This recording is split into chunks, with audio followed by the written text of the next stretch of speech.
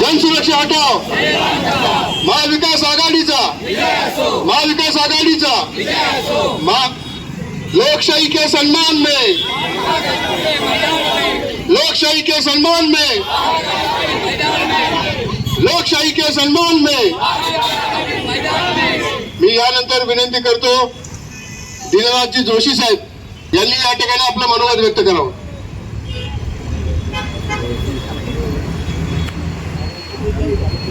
जनसुरक्षा याचा अर्थच मग असा आहे की सर्वसामान्य जनतेची सुरक्षा. पण जनसुरक्षामध्ये सर्वसामान्य जनतेची सुरक्षा कुठेही नाहीये. ही जी सुरक्षा त्यांनी पूर्णपणे ज्या कायद्यामध्ये अंतर्भूत केलेली आहे ती जनतेने काहीही बोलू नये म्हणून केलेला कायदा आहे. जनतेसाठीचा कायदा नाहीये, जनतेच्या विरुद्धचा कायदा आहे. जनता जर का बोलायला लागली तर काय होतं हे सगळ्या जगाला माहिती आहे. आत्ताच आज सकाळची नेपाळची आपण बातमी बघतोय, क्लिप बघतोय. जनता ही सार्वभौम आहे, जनता ही सर्वस्वी आहे. जनता असेल तर महानगरपालिका आहे, राष्ट्र आहे आणि देश आहे.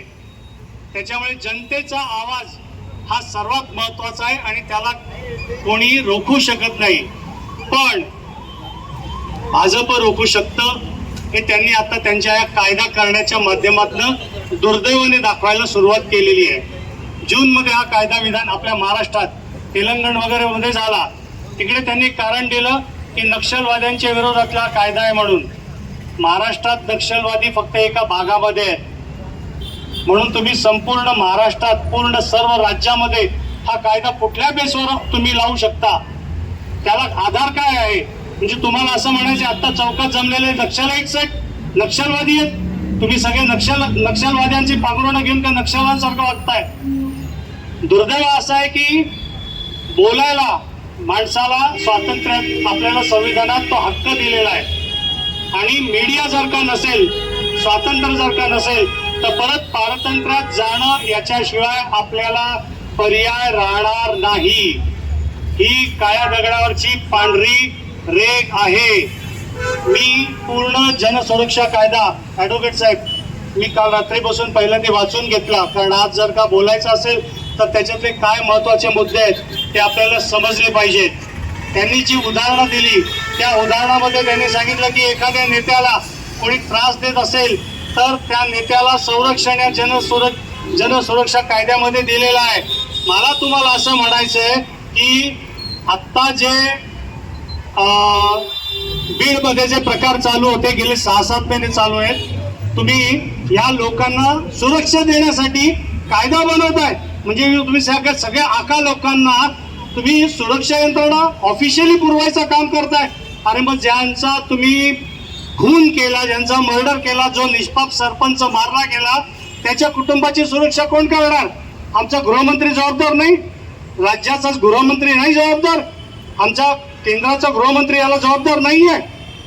म्हणजे तुम्ही तुमच्या या सगळ्या चोरांना, हरामखोरांना तुम्ही सुरक्षा देण्यासाठी हा नक्षलाइट्स वाल्यांच्या शब्दावर तुम्ही भर देऊन हा कायदा महाराष्ट्रामध्ये, महाराष्ट्रासारखा पुरोगामी राष्ट्र अख्ख्या देशात नाही म्हणून तर या राष्ट्राचं नाव आहे महाराष्ट्र. सर्व गोष्टी, सर्व धर्म, जाती पाती आनंदाने, सुखसमृद्धीने एकमेकांच्यात मिळून मिसळून राहणारा आपले हे राष्ट्र आहे. त्याच्यामुळे महाराष्ट्रामध्ये हा चुकीचा कायदा, हा नालायक कायदा, नालायक या कायद्याला नाही म्हणायचं तर दुसऱ्या कुठल्या कायद्याला म्हणायचं ही वेळ आलेली आहे. आणि असं होऊ नये की अशा ज्या निषेधाच्या विरोधातल्या ज्या सभा आहेत, हे जे आपल्याला स्वातंत्र्य मिळालेलं आहे, बोलायची जी संधी मिळालेली आहे ही याच्या पुढे दुर्दैवाने मिळणार नाही. मला असं वाटतंय की याच्या पुढे अशी निषेधाची सभा होईल की नाही याची पण आता शंका वाटायला लागलेली आहे. या सर्व गोष्टींच्या विरोधात सर्वसामान्य लोकांनी निश्चितपणे, खंबीरपणे उभं राहिलं पाहिजे आणि या जनसुरक्षा कायद्याला पूर्णपणे काळे झेंडे दाखवून, जरी त्यांनी परिषदेमध्ये पण आता पास केलेलं आहे, सभेमधनं परिषदेमध्ये, तरी त्याचं कायद्यामध्ये रूपांतर व्हायच्या आधी लोकांनी रस्त्यावर येऊन याचा कायदा होऊ देण्यापासून पूर्णपणे रोखलं पाहिजे. याची भूमिका मी पूर्ण शहराच्या या नेतृत्वांना विनंती करतो की प्रचंड मोठ्या प्रमाणात प्रक्षोभ निर्माण केलाच पाहिजे. प्रक्षोभ हा रस्त्यावर आलाच पाहिजे. सगळ्या गोष्टी बंद झाल्याच पाहिजे. तोपर्यंत आपण काय कशाचा निषेध करतोय हे सर्वसामान्य लोकांना समजणार नाहीये. त्याच्यामुळे हा प्रक्षोभ तुम्ही पूर्णपणे बाहेर पडू नये याची काळजी घेऊन सरकारने दखल घेऊन हा कायदा रद्द करण्यासाठी पावलं टाकावी. नाहीतर प्रक्षोभ हा 100% निश्चितपणे उमटणार आहे. याला सर्वस्वी सरकार जबाबदार असणार आहे. सर्व आघाडीच्या नेत्यांचं मी मनापासून आभार मानतो की त्यांनी या जनतेच्या सुरक्षेसाठी एकजूट दाखवली आणि पहिल्यांदा कैलासजींनी हा जो पुढाकार घेतला त्याच्याबद्दल डेफिनेटली मी त्यांचा पण आभार मानतो. मला 2 शब्द बोलायला संधी दिली. जय हिंद, जय जय महाराष्ट्र.